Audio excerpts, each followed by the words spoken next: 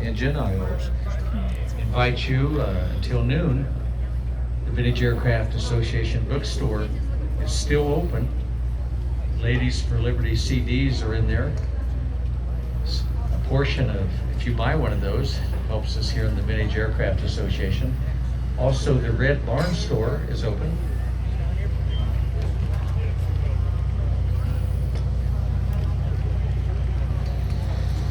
They have some real deals in the Red Barn store.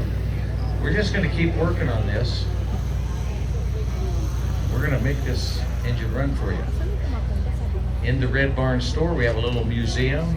There's some old-fashioned Wisconsin hospitality in there, lemonade, coffee, and if you haven't been in there, you want to take a look. Tonight at 6 p.m. in the Vintage Hangar will be the award ceremony. And these beautiful airplanes, Cabin Waco, Traveler 6000, the Cessna 148, a prototype.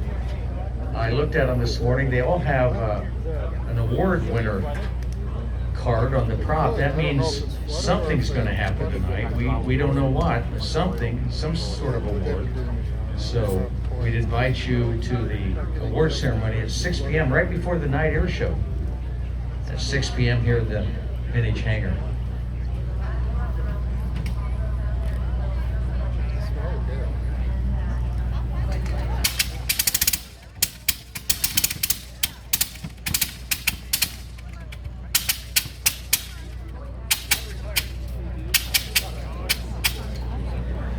Okay, we got it. Okay. Got a little flame there, Ken. See it? We okay? Yeah, we're okay. These gentlemen had this engine running this one. Okay, we got a little bit there, Ken. Ken, if you can do something. Okay, let's get it going. Okay, on the cylinder, Ken. On the cylinder. Oh. Okay, we got it on that top cylinder, Ken. Okay. Under control, Ray. Okay. Ken Krupsack, he's been with me 12 years, helping me here in Vintage and Review. Thank you, Ken.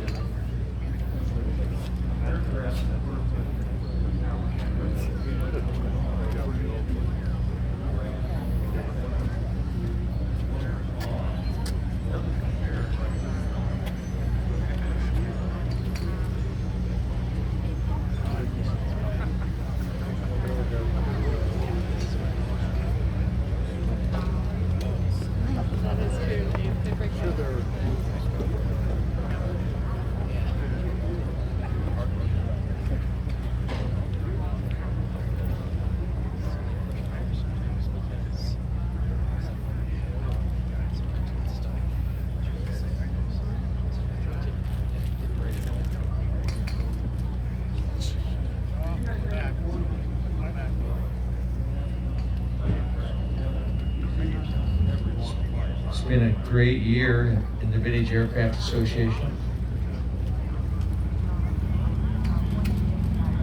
We had a record 1,403 antique, classic, and contemporary airplanes on the ground at one time.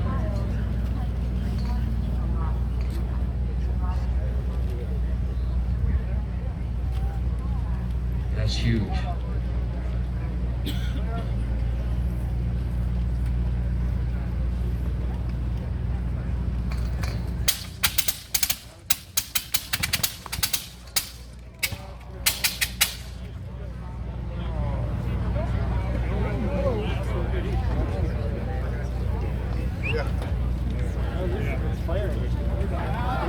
Ray! I'm right here. Where are you? Okay. Kip, come up here and talk a little bit about the engine. And if you see you trying it later today, or is that it? We might try a little bit later today, this afternoon. So believe it or not, that engine actually has kept us in the air for over an hour and a half on numerous occasions. So it is temperamental, as you can see, but usually it starts most of the time on the first pull. So but it only has two conditions. It's either full on off. So it's kind of like when the horse decides to run for the barn, the engine's running, the air going with it. So that's kind of the way it works.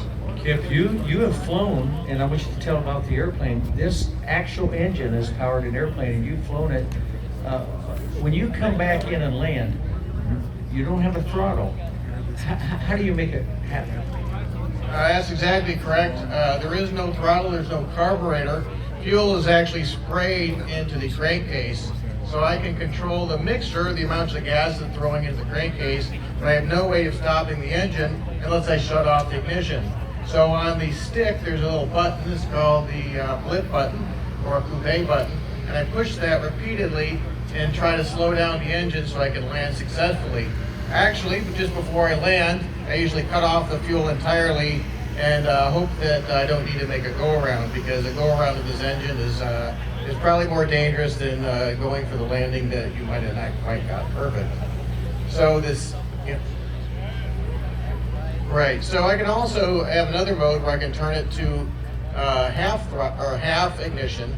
This, like a radial, a rotary engines fire every other cylinder. I actually do have an option where I can turn it to every fourth cylinder instead of every other cylinder. So this type of engine is kind of ubiquitous for the early war period. Gnomes were the first successful aero engines.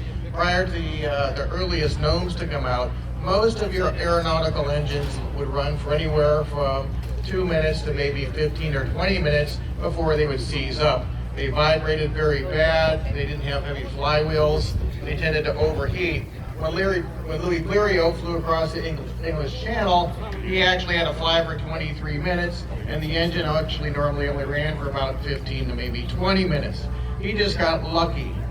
So once we transition to the Gnome engine, it kind of solves two problems, because the engine creates its own flywheel, so it makes the engine run much smoother.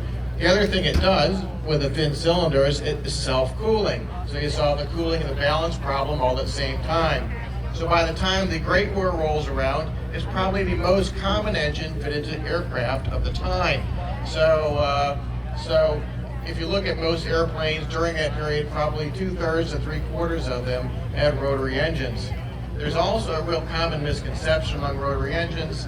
Everybody thinks that since it runs on castor oil, that every time I land I need to run to the restroom. Well, that's a complete fallacy started by I don't know who many years ago, because all the castor oil actually exhausts on the bottom of the engine, ends up all over the bottom of the underside of the airplane, on the undercarriage, on the wing roots, and it's a real mess.